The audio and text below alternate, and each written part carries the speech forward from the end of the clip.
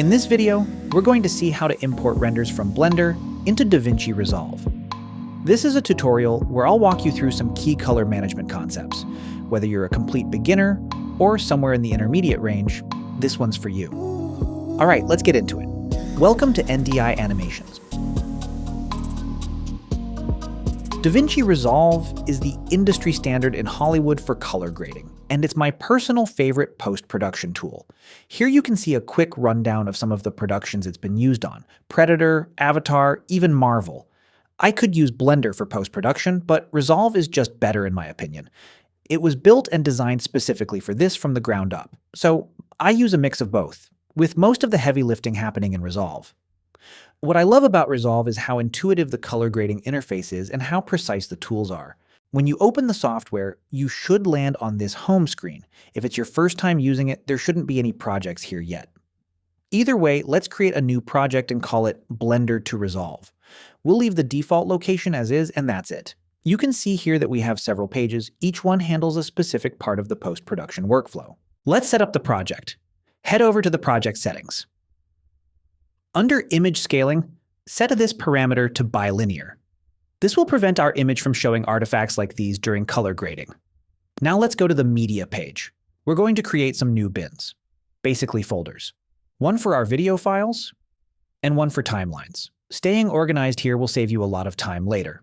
Moving on to the edit page. In the media pool, let's open our timelines folder. We're going to drag and drop our Blender render images into the sequencing area. This will automatically create a timeline with our sequence here and the footage clip here. Now, setting aside the fact that these colors look absolutely terrifying. If you hit the spacebar to play and Ctrl+F to go full screen, the video plays back cleanly.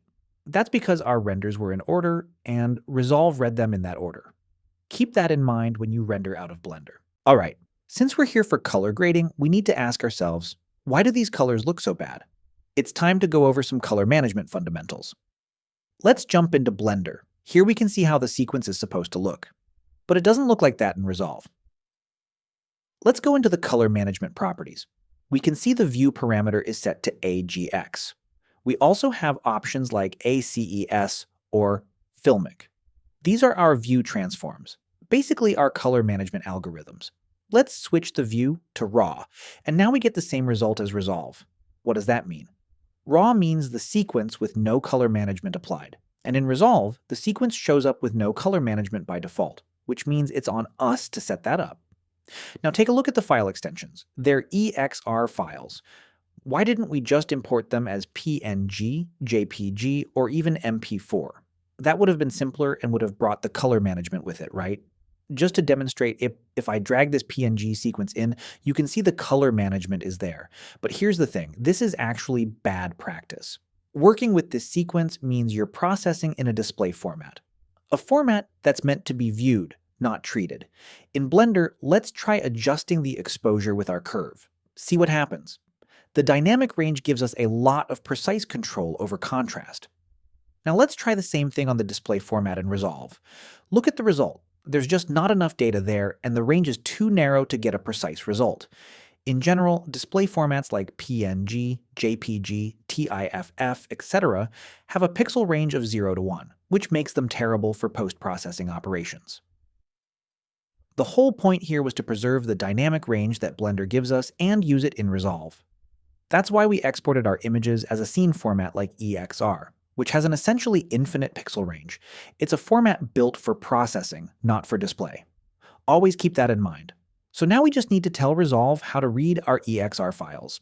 Let's get back to our EXR sequence and clean up the project a bit before moving forward. Head to the color page. Here we have a preview of our sequence, the node graph workspace. Because Resolve uses node-based color grading, and a full set of color grading tools on this side. In our graph, we have a node called Corrector.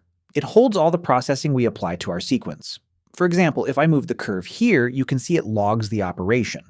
I can disable it by clicking here, or with the shortcut Ctrl+D. I can also add more nodes and drop them into the video signal.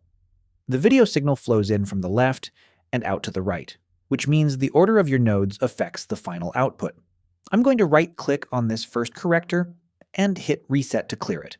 Then, in my Effects panel, I'll search for Color Space Transform. Let's just drag and drop that onto both correctors. You can see the effect has been applied.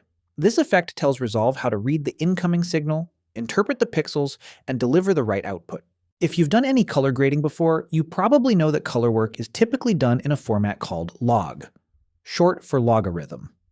Log is essentially a data format for our processing pipeline. You can recognize it by that kind of flat, washed-out look. Let me clarify where we're at. At this point, we need to do two things. First, interpret our EXR images correctly so Resolve can display the color management information. Second, ideally work with a log signal in the node graph so we can do proper color operations. In the node graph, let's select the first node, right-click, and rename it to log. Color space refers to the RGB primaries and how they'll be interpreted. Gamma refers to the luminosity of our pixels.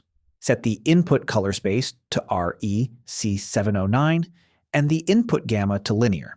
This is simply the standard convention for EXR files. Keep that in mind. For the output color space, select DaVinci Wide Gamut, and for output gamma, DaVinci Intermediate. That's our log format. So on this node, we're taking an EXR in and outputting a log signal. On the second node, which we'll rename AGX we logically need to receive the same signal that came out of the previous node, our log format. There are several log formats to choose from here, Apple Log, Arri Wide Gamut, but I like to use this one. We're then outputting in display format. Output color space set to REC709, and output gamma set to gamma 2.4. I'm making this specific choice because I want to try to replicate, or at least get close to, Blender's AGX view. If we toggle all the effects off and on, we can see things have improved, but there's still more to do. On the first node, we haven't talked about tone mapping yet. It's the equivalent of the view parameter we saw in Blender. We don't need it here because we're simply converting our EXR to log, and like we said, log isn't meant to be viewed directly. So let's set this to none. And there we go. We now have something very close to Blender's AGX view. But there's one more detail. And this is the kind of thing that separates a good colorist from a great one. Blender's documentation on the AGX view, created by Troy Sabatka, says its strength lies in how it handles overexposed areas. Vivid colors that shift toward white, just like a traditional camera would. You can really see it here. Look at these areas in AGX, how they push toward white and desaturate compared to something like Filmic. In those overexposed zones, there's a subtle but visible desaturation happening. So that's what we're going to replicate in Resolve. In the log signal, let's add a node using Alt plus S and call it AGXSAT. In the Curve tools, select Lum versus Sat. Here we have luminosity on the horizontal axis and saturation on the vertical. Let's push this point down, meaning the brighter the pixel, the more desaturated it becomes. Click somewhere along the curve to add a second point and ease it out for a smoother transition. Right-clicking removes a point. We can now combine these two nodes, select them both, click Compound Node, and rename this group to Display. Our AGX view transform is now live in Resolve. Let's select the toLog node. With Shift plus S, we create an upstream node which we'll call Exposure. Adjusting this curve gives us a result that's almost identical to Blender's. Let's set it roughly like this.